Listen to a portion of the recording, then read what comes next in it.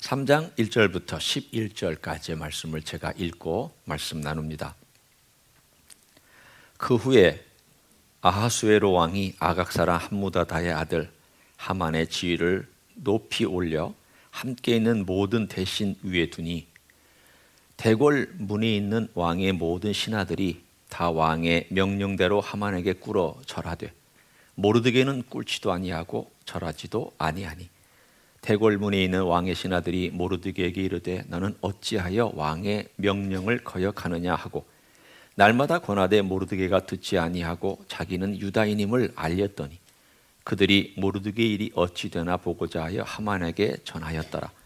하만이 모르드게가 무릎을 꿇지도 아니하고 절하지도 아니함을 보고 매우 노하더니 그들이 모르드게의 민족을 하만에게 알림으로 하만이 모르드게만 죽이는 것이 부족하다고 생각하고 아하수에로의 온 나라에 있는 유다인 곧 모르드게의 민족을 다 멸하고자 하더라. 아하수에로 왕 제12년 첫째 달 곧 니산 월에 무리가 하만 앞에서 날과 달에 대하여 부르 곧 제비를 뽑아 12째 달 곧 아라로를 얻은지라. 하만이 아하수에로 왕에게 이르되 한 민족이 왕의 나라 각 지방 백성 중에 흩어져 거하는데 그 법률이 난민의 것과 달라서 왕의 법률을 지키지 아니하오니 용납하는 것이 왕에게 무익하니이다. 왕이 옳게 여기시거든 조서를 내려 그들을 진멸하소서. 내가 은 1만 달란트를 왕의 일을 맡은 자의 손에 맡겨 왕의 금고에 드리리이다 하니 왕이 반제를 손에서 빼어 유다인의 대적 곧 아각 사람 함무다다의 아들 하만에게 주며 이르되 그 은을 네게 주고 그 백성도 그리하노니 너의 소견에 좋을 대로 행하라 하더라. 아멘. 우리 각자의 삶 가운데서 돌아볼 때 직면하기 어려운 그러한 것이 무엇일까? 사람마다 다르지만 각자에게 그런 것이 있을 것입니다. 직접 직면하기가 너무 두렵고 어려워서 회피하거나 덮어두었거나 또는 끄집어내고 싶어 하지 않은 것. 그것이 무엇일까? 어떤 사람에게는 과거의 트라우마, 상처가, 큰 상처가 그런 대상일 수 있습니다. 또 어떤 사람에게는 현재 어떤 현실, 남에게 드러내놓고 싶지 않은 어떤 내 삶의 현실, 무엇이든지 그런 것, 혹은 나의 약점, 부족한 점, 남들에게 내놓으면 부끄럽고 창피한 것, 그래서 내놓지도 않고 자기 스스로 대면하기도 직면하기도 힘들어하는 것, 사람마다 다 다르게 그런 것들이 있을 수 있습니다. 그렇지만 아마도 직면하는 데 제일 큰 것, 그 직면의 대상으로서 제일 힘들게 하는 것, 그것은 두려움 그 자체일 것입니다. 사실은 그 어려운 문제를 내가 직면하기 싫어하는 것은 그 어려운 문제 자체도 사실은 큰 일이 있지만 그걸로 인해 파생되는 두려움과 대가 때문에 사실은 내가 직면하지 않으려고 합니다. 감정이 끌어올리거나 그 직면하면은 화가 나고 또는 깊은 좌절과 실망에 빠지는 그 두려움을 직면하기가 어려우니까 그 대가가 너무 커서 이건 그냥 덮어놔. 그냥 지나가야 돼.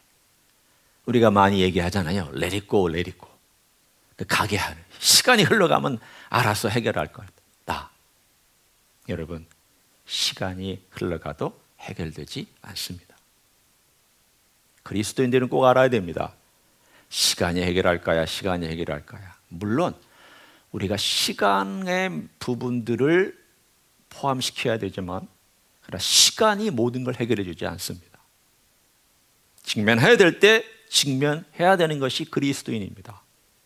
오늘 모르드게가 에스더서 3장에서 어떤 행동을 하는지를 통하여서 그는 어떻게 직면하였는지 그리고 이 문제를 어떻게 풀어갔는지를 우리는 계속해서 살펴볼 것입니다. 드디어 원수가 하나 등장합니다. 여러분이 시리즈, 어떤 드라마 시리즈나 영화의 시리즈를 보면 꼭 뭔가 이 원수 관계나 대적 관계가 등장해서 사람을 쫄깃하고 긴장하게 만드는 그런 이야기가 나옵니다. 그동안에는 원수가 나타나지 않았습니다. 모르드게와 에스더가 어떻게 그 왕궁에서 있으면서 좀 긴장 관계가 있었지만 그 모든 경쟁을 뚫고 왕비가 되었느냐, 거기까지는 대적자가 별로 없었습니다. 3장에 드디어 대적자가 등장합니다. 그 이름은 하만입니다. 이 사람이 누군가에 대하여 오늘 본문이 얘기합니다. 여러분은 하만이 누굽니까? 오늘 본문에 나와 있는 내용을 보면은 아각 사람 함무다다의 아들 하만이라고 되어 있고, 이 사람의 지위가 황제 바로 아래 제2인자, 전 제국을 통틀어서 제2인자의 위치에 있는 위치까지 올라간 것을 우리는 볼 수 있습니다. 여러분이 아각이란 단어를 듣는 순간 여러분 머릿속에 떠오르는 그러한 과거의 히스토리가 있을 것입니다. 성경을 잘 알지 못하는 사람은 아각이 무슨 말입니까? 이렇게 물을 것이고, 성경을 잘 아는 사람은 아각, 어디서 들었는데 정확하게 어딘지는 집어내기가 어려운 그 이름. 아각은 한 개인의 이름이 아니라 왕의 타이틀입니다.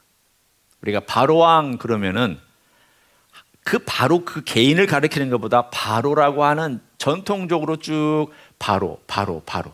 아버지도 바로, 아들도 바로, 손자도 바로, 그 계속 바로라고 부르는 것처럼 이 아각은 왕의 이름이 아니라, 개인 이름이 아니라 타이틀입니다. 아각 그러면 그 족속의 왕이다, 그 뜻입니다. 누굽니까? 바로 아말렉 족속의 왕이 아각입니다. 자, 저는 여러분과 함께 타임머신을 타고 지금부터, 그때로부터 500년 전으로 거슬러 올라갑니다. 그러니까 이 모르드게보다도 훨씬 500년 전이니까 더 옛날로 거슬러 올라가는데, 이 거슬러 올라가는 그 시대가 언제인가 하면 바로 사무엘과 사울의 시대입니다. 사무엘이 사울에게 명령했습니다. 너 군대를 끌고 가서 이 전체 아말렉을 진멸해라. 하나님께서 명령하셨다. 그래서 사울이 가가지고 진멸하는 것처럼 보였지만 진멸하지 않았습니다. 좋은 거 다 가져왔습니다. 좋은 양, 좋은 소, 좋은 낙타 다 끌고 오고, 그리고는 아각이라고 하는 왕을 살리고 내려왔습니다. 왜 순종하지 않았느냐? 그랬더니 사울이 이렇게 변명합니다. 우리가 이 좋은 걸 갖다가 하나님께 제사를 드리려고 그렇게 아껴놨습니다. 그러자 사무엘이 이렇게 얘기합니다. 순종이 제사보다 낫다. 하나님이 그렇게 불순종한 재물 가지고 하나님이 받으시겠느냐? 그렇게 오염된 재물을 하나님이 받으시겠느냐? 아니다. 순종이 먼저다. 그 이야기가 유명한 바로 이 아말렉 사람들과의 전투에서 나온 이야기입니다. 사울이 그렇게 딴 데 눈을 돌리고 있는 사이에 아마도 이 아말렉의 왕족들이 도망갔을 겁니다. 그 도망간 후예가 오늘 본문에 등장하는 하만입니다. 아각 사람, 그 왕족의 후예 하만이 500년 후에 드디어 대적자로 등장합니다. 그러면 이 아말렉이라는 족속은 도대체 어떤 족속인데 이렇게 원수입니까? 다시 500년을 거슬러 올라갑니다. 여러분 지금 타임머신 타고 잘 따라오고 계시는 거죠? 네. 그 500년보다 500년이니까 1000년을 거슬러 올라갑니다. 1000년을 거슬러 올라가면 어느 시대인가 하면 모세의 출애굽 시대입니다. 모세가 자기 민족을 데리고 가나안 땅으로 가기 위하여 출애굽을 하고 광야를 지날 때 제일 먼저 이스라엘 민족을 치고 공격하고 죽이려고 덤벼들었던 족속이 아말렉 족속입니다. 출애굽기 17장에 등장합니다. 그때에 모세가 산에 올라가서 두 손을 들고, 지팡이를 두 손을 들고 기도할 때 저 아래서는 여호수아가 싸웠던 그 이야기. 아말렉은 비열한 민족입니다. 왜냐하면 예를 들어서 텐트를 쫙 쳤을 거 아닙니까? 그러면 맨 변방에 있는 사람들은 소외된 자들이나 약자들입니다. 가운데는 힘 있는 자들이 가운데 보호받고 있고, 먼 변방에 있는 약한 자들, 소외된 자들, 가난한 자들이 있을 때 몰래 와가지고 그들을 쳐서 잡아다가 노예로 팔려고 하는 그러한 공격을 감행한 민족이 바로 아말렉입니다. 아주 비열하고 아주 교묘하고 아주 약점을 노리고, 어떤 의미에서 보면은 약한 자를 늑탈하는 그러한 족속이 바로 아말렉입니다. 그럼 이 아말렉은 누구냐? 다시 400~500년, 500년을 거슬러 올라갑니다. 너무 정신이 없으세요? 자꾸 더 오래 올라가니까 어디로 올라가냐면 바로 아브라함과 이삭과 야곱 시대로 올라갑니다. 이 아말렉은 에서의 자손입니다. 에서와 야곱이 같은 어머니에서 나온 쌍둥이입니다. 에서는 형이었고 야곱은 동생이었습니다. 한 배에서 원수가 되었습니다.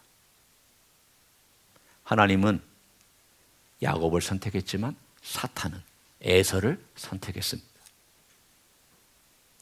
그래서 야곱과 에서가 한 배에서 나온 형제인데 갈라져서 그들이 광야에 있을 때 이 아말렉이 야곱을 쳐서 자기들이 원하는 수단 방법을 가지고 하려고 했던 때가 바로 모세 시대였고, 그리고 다시 몇백 년이 흘러 사무엘 때에 다시금 또한 전쟁을 일으켜서 진멸하라고 했지만 진멸시키지 못했습니다. 그리고 또 500년이 흘러 바로 우리가 오늘 읽은 이 이야기가 그런 역사적인 배경을 가지고 등장하는 이야기입니다. 하만도 잘 알고 있고 모르드게도 잘 알고 있습니다. 계속되는 원수 관계라는 것을 그들은 역사를 통해서 조상들로부터 듣고 들어서 또 알고 있습니다.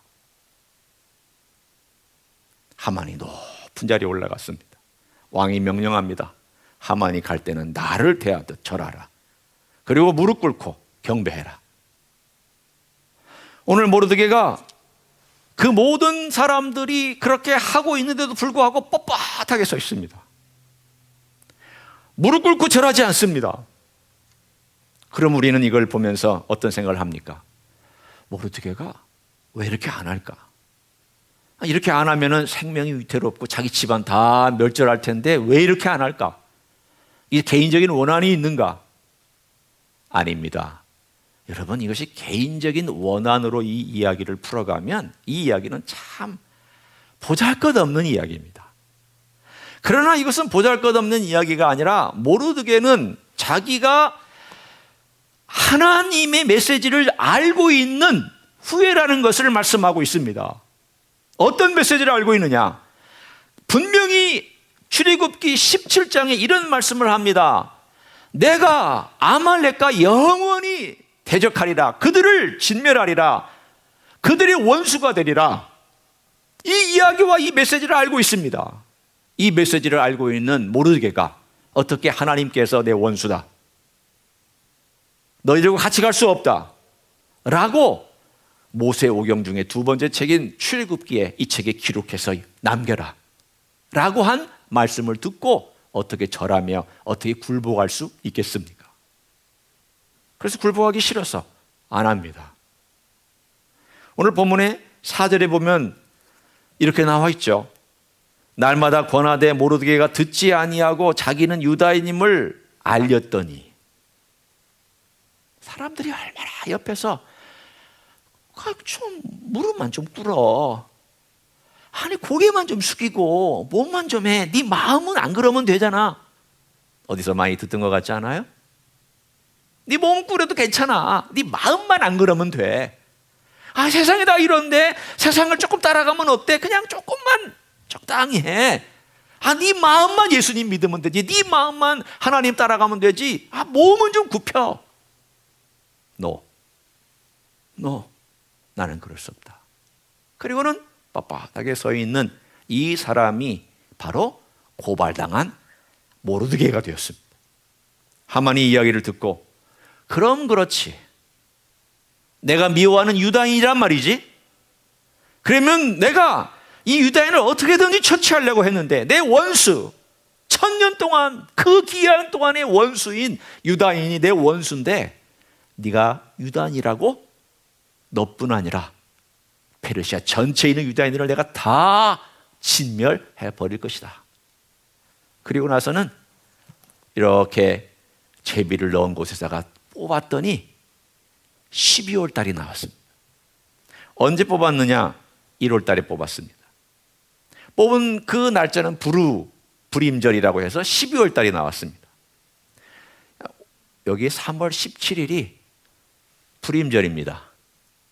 여러분은 지금 불임절과 가까운 때에 이 설교를 듣고 있는 셈입니다. 이 불임절에, 이 불임이라는 바로 그때에 하나님께서 어떻게 역사하셨느냐? 참 묘합니다. 11개월을 하나님께서 남겨놓으셨습니다. 이 11개월은 하만에게는 작전을 세우고 준비하고 백성들로 하여금 유다 민족을 다 없애버리고 재산을 다 강탈해가는 시간이지만 유다 민족에게는 하나님께 기도하고 간구하고 하나님께 부르짖을 수 있는 시간이기도 했습니다. 놀랍죠? 하나님의 섭리는 아무리 인간이 뽑아도 그 배후에서 역사하고 있습니다. 내가 하는 것 같지만, 내가 원수들이 자기 원하는 것을 원하는 것 같지만 하나님 그걸 얼마든지 바꾸실 수 있고 얼마든지 활용해서 하나님의 뜻을 이루실 수 있는 분입니다. 그 불임절을 얻고 그들은 기뻐했습니다. 드디어 우리가 11개월 동안 차근차근 준비해서 온 제국에 있는 유다인들은 씨를 말려버리자. 그리고는 그 다음에 왕을 찾아갑니다. 왕이시여, 이 제국에 왕을 해롭게 하는 민족이 있나이다. 어느 민족이라고 말도 안 했습니다. 그 제국에 있는 민족을 없애버리는 것이 왕에게는 훨씬 더 유리합니다. 제가 왕에게 금 1만 달러, 은 1만 달란트를 줄이겠습니다. 여러분, 1만 달란트가 얼마인지 제가 무게로 계산한 것을 보니까 375톤입니다. 은이.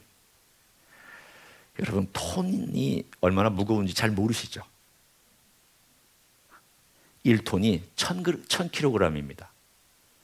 은 1000kg, 우리 집에 은 1000kg만 있어도 잘 살겠습니다. 1톤만 있어도. 그런데 이거 375톤입니다. 이 은은 페르시아 제국의 1년 총 수입의 3분의 2에 해당됩니다. 전 제국에서 1년에 들어오는 세금이 그거 분량의 3분의 2가 바로 여기 나와 있는 은 1만 달란트입니다. 제가 드리겠나이다. 그랬더니 왕이 인장을 탁 빼주면서 이거 네 마음대로 도장 찍어서 조선하고 그 은은 네 창고에 둬라. 이 말은 왕이 체면이 있잖아요. 말란 달란트를 드리겠습니다. 그랬더니 그래 고맙다 이렇게 하지 않습니다. 어른이 돈 받을 때 어떡하죠? 자식이 돈 가져오면 뭘 이런 걸 이러면서 받죠. 그런 의미예요. 왕이 신하로부터 이런 걸 받을 때, 뇌물을 받을 때 뭐 이런 걸 네 창고에 놔도 되는데 이런 뉘앙스를 가지고 1만 달란트를 받은 거예요. 뇌물을 받은 거예요. 그리고는 오늘 그 조서가 온 페르시아 제국에 다 퍼져서 드디어 수산성은 요란하고 사람들은 번민 가운데 빠지고 그리고 그 대적자들은 기뻐하는 가운데 시끄러운 이야기로 오늘 3장은 끝이 납니다. 자, 이제 우리의 이야기로 돌아옵니다. 도대체 이 에스더서 3장은 우리들에게 뭘 말씀하고 있습니까? 제가 두 가지를 함께 적용하기를 원합니다. 첫째는 우리의 색깔과 모양과 냄새를 분명하게 드러내어야 할 때 드러내야 한다는 것입니다.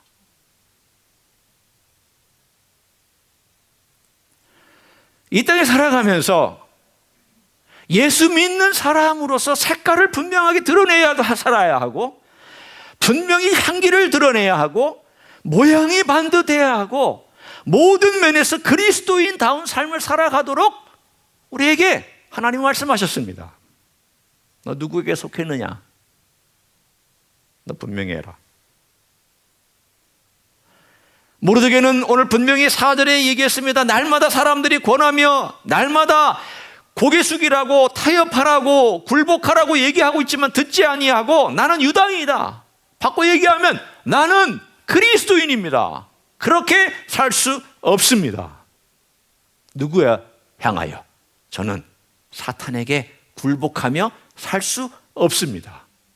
사탄의 가치관에 굴복할 수 없습니다.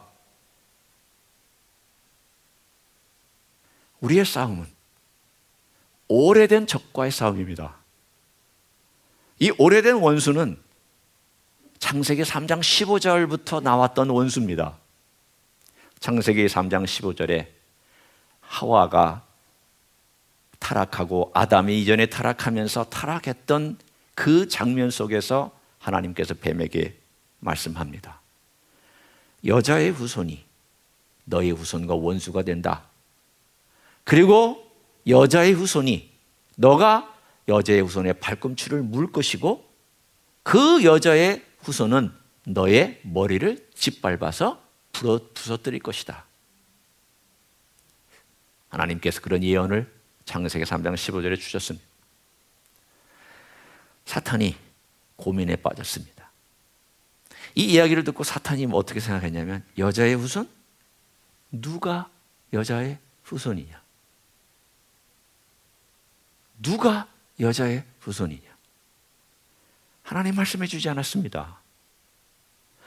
사탄은 그 이후로부터 여자의 후손이 누군가에 대해서 눈에 불을 켜고 찾았습니다. 그래서 사탄은 여자의 후손을 어떻게든지 죽이려고 했습니다. 왜?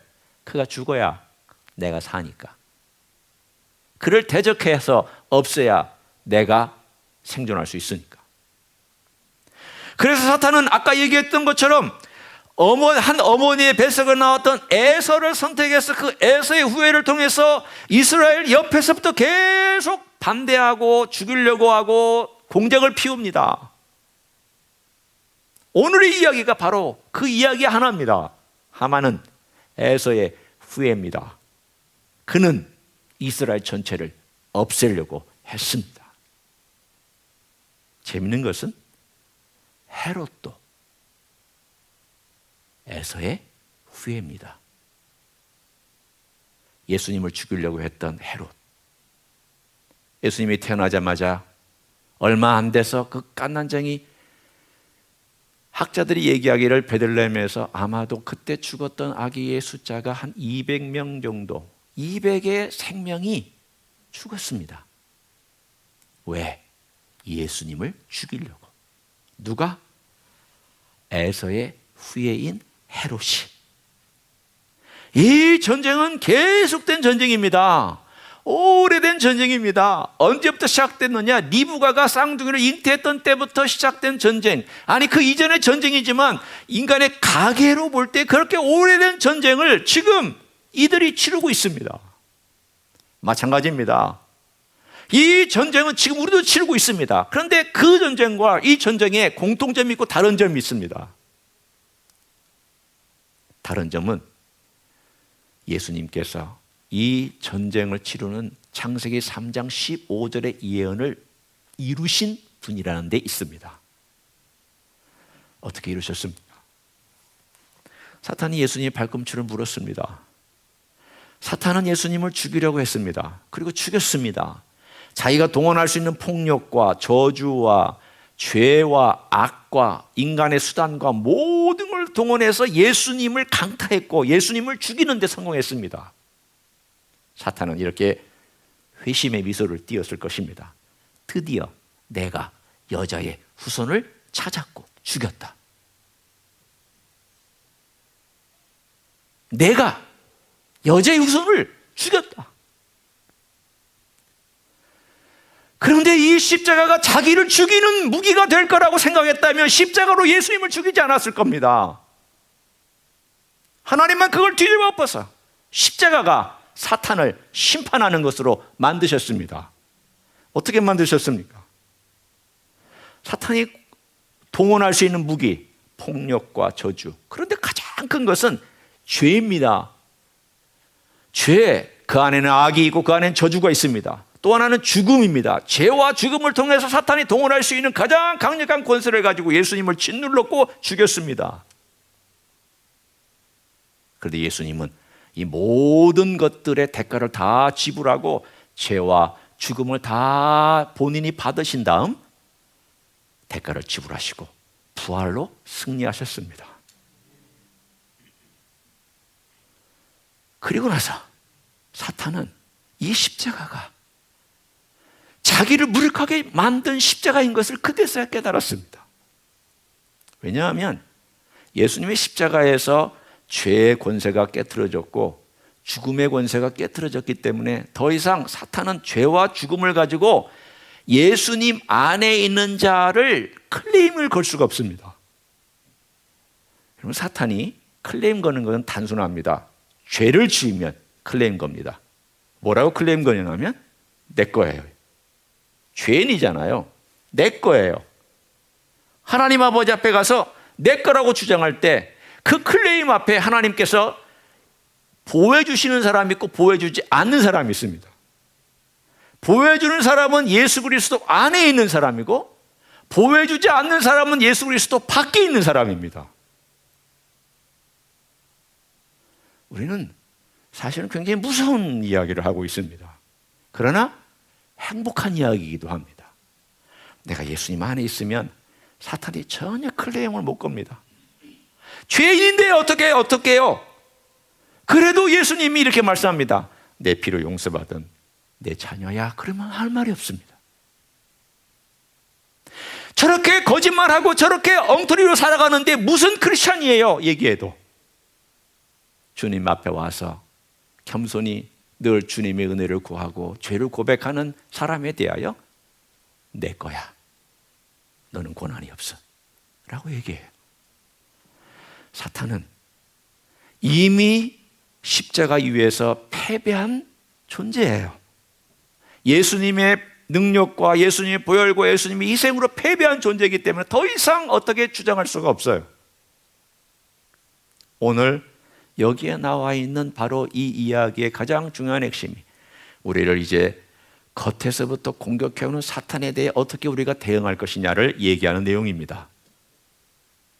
사탄은 이미 십자가에서 심판받고 그리고 패배했지만 하나님께서 주님 오실 때까지 당분간 그 형 집행을 보류해 놓으셨습니다. 사탄이 여러분 건드립니다. 믿는 자라도 넘어뜨리려고 합니다. 성경에 보면 사탄이 넘어뜨린 자 많이 나옵니다. 심지어는 데려간 자도 많습니다. 바울이 얘기하는 내용을 들어보십시오. 내가 알렉산더를 사탄에게 내어줬다. 그 얘기는 뭘 의미하고 있습니까? 사탄이 이제는 클레임을 걸어 데려가도 하나님 보호하시지 않는다, 그 뜻입니다. 왜? 죄를 지고 복음을 전하다가 이런 얘기를 합니다. 그거 의미가 없어. 내가 구원받은 거 아무 의미가 없어. 구원받은 게 그게 도무지 무슨 의미인지 모르겠어. 그리스도 그 사람이 나를 위해서 죄를 위하여 죽었다고 나 그거 믿지 않아. 권고했습니다. 돌아오라고 얘기했습니다. 죄 회개하라고 얘기했습니다. 그런데 회개하지 않습니다. 그렇게 집요하게 자기의 고집을 피우는 그 사람을 향하여 사도 바울이 사탄에게 내어준다. 더 이상 보호받지 못한다는 뜻입니다. 무슨 이야기입니다. 오늘 우리의 삶 가운데서 사탄이 클레임을 걸 수 있는 것, 클레임을 걸 수 없는 대상이 누구냐? 여러분이 진짜 예수 그리스도를 믿고 그 안에 있는 자라면 사탄은 여러분에 대하여 전혀 클레임을 걸 수 없습니다. 그 확신을 가지고 사십시오. 그 확신을 가진 자가 자기 색깔을 드러낼 수 있습니다. 그 확신이 없는 자는 색깔 드러내지 못합니다. 두려워서, 염려돼서, 걱정돼서 드러내지 못합니다. 그러나 그 확신이 있는 자는 주님께서 이미 승리하셨고 나는 그리스도 안에 있고 이 땅에서 내가 대가를 지불할 수도 있지만 나는 괜찮아. 왜냐하면 온 열방 가운데 사탄과 죽음의 권세와 이 모든 것들을 이기신 주님께서 내 안에 계시고 나는 주님 안에 있잖아. 따라 나는 그 모든 것들에 대하여 담대하게 설 수 있어 라고 고백할 수 있는 줄로 믿습니다. 여러분, 색깔을 분명히 하고 살기 원합니다. 특별히 미국 땅은 색깔을 드러내기가 어렵습니다. 왜? 언뜻 보면 크리스찬 국가처럼 보이니까. 언뜻 보면 잘 살고 그래도 먹고 사니까. 세상에 이런 나라가 어디 있습니까? 노인들을 이렇게 대접해 주는 나라가 어디 있습니까? 저희 어머니가 돌아가셨지만 어머니가 늘 입버릇처럼 그런 말씀 하시더라고요. 미국이 너보다 효자야. 제가 할 말이 없었습니다. 왜? 저는 목회하느라고 한국에서 시간 다 보냈거든요. 어머니, 제가 못 돌봐드렸습니다. 미국이 돌봐줬습니다.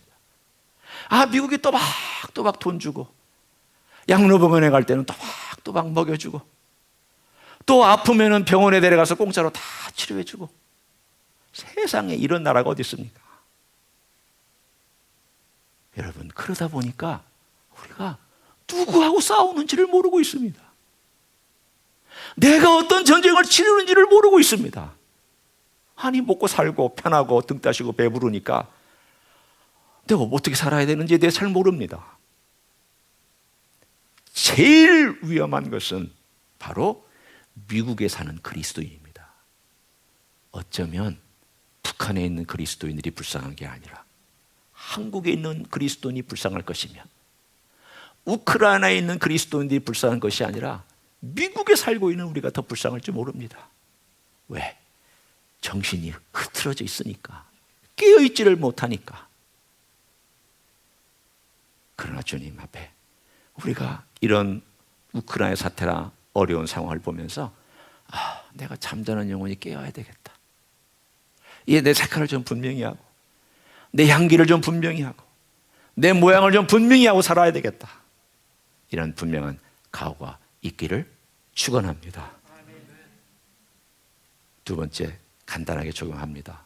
첫 번째는 내 외적인 대적이라면, 두 번째는 내 내적인 대적입니다. 아말렉의 특징은 약한 데를 치고 와서 공격하는 겁니다. 내 안에 악이 숨어 있는데 그 악은 나를 교묘하게 사용합니다. 괜찮아, 다들 그렇게 살아. 네가 약하니까 그런 거야. 괜찮아. 나를 합리화하고 교묘하게 숨어 있는 내 안에 있는 악이 있습니다. 이 악은 발견하기 어렵습니다. 깨어있지 아니하면 깨닫지 못합니다. 다 그냥 그런 대로 사니까, 다 똑같이 사니까 잘 모릅니다. 여러분, 이 악을 우리가 직면해야 됩니다. 바깥에 있는 대적에 대해서 직면해야 되지만 내 속에 있는 악에 대해서 직면해야만 합니다. 여러분, 과거에 해결 안 된 문제 있죠? 해결하셔야 돼요. 특별히 내 자식에게 내가 상처 준 것 해결하셔야 돼요. 분명히 내가 잘못했다, 이 말 나와야 돼요. 잘못한 거 있으면. 여러분, 잘못한 것도 없는데 끄집어내라는 얘기 아니에요. 잘못한 게 있으면 자식 앞에서 그때 내가 너에게 너무 과했다, 말을 함부로 했다, 내가 너를 너무 무시했다, 내가 너를 공격했다. 해결하셔야 돼요. 직면하셔야 돼요. 내 안에 있는 잘못된 것들 주님 앞에서 직면하셔야 돼요. 아말렉은 그걸 통해서 나를 붙잡고 공격해서 나를 어디로 끌고 가느냐? 어둠으로 끌고 가려고 해요. 왜 내 생애에 기쁨이 없고 왜 내 생애에 즐거움이 없느냐? 내 속에 있는 그 문제가 해결이 안 돼서 그럴 가능성이 높습니다. 결론입니다. 어떻게 아말렉과 싸울 것인가? 출애굽기 17장입니다. 모세가 산에 올라갔습니다. 지팡이를 들었습니다.